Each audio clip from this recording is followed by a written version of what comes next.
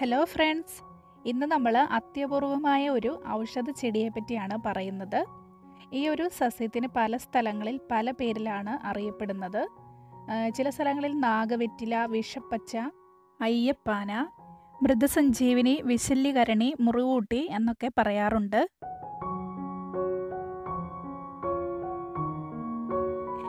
ഇതിൻ്റെ ഇല പരന്ന് നീണ്ട് അറ്റം കൂർത്തതാണ്. ഇതിൻ്റെ തണ്ടിന് ചുവപ്പ് കലർന്ന ഒരു ഇരുണ്ട നിറമാണ് ഉള്ളത്.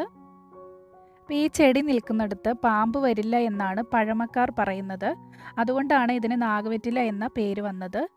പിന്നെ ഇത് അണുബാധ ഉണ്ടാകാതിരിക്കുന്നതിനും ത്വക്ക് രോഗങ്ങൾക്കും നല്ലതാണ്. അൾസറും പൈൽസും പോലുള്ള പ്രശ്നങ്ങൾ അകറ്റാൻ ഈ ചെടിക്ക് സാധിക്കുമെന്നും പറയപ്പെടുന്നു. നമുക്ക് എന്തെങ്കിലും മുറിവുകൾ ഉണ്ടായാൽ ഇത് അരച്ച് പുരട്ടുകയാണെങ്കിൽ പെട്ടെന്ന് തന്നെ രക്തം പ്രവഹിക്കുന്നത് നിൽക്കുകയും മുറിവ് വേഗത്തിൽ തന്നെ ഉണങ്ങുകയും ചെയ്യും. വായ്പുണ്ണിന് 2-3 ഇല ചവച്ച് കുറച്ച് നേരം വായിൽ തന്നെ വെച്ചിട്ട് പിന്നെ തുപ്പിക്കളയുക. അങ്ങനെ ചെയ്തു കഴിഞ്ഞാൽ വായ്പുണ്ണ് പെട്ടെന്ന് തന്നെ മാറി കിട്ടുന്നതായിരിക്കും.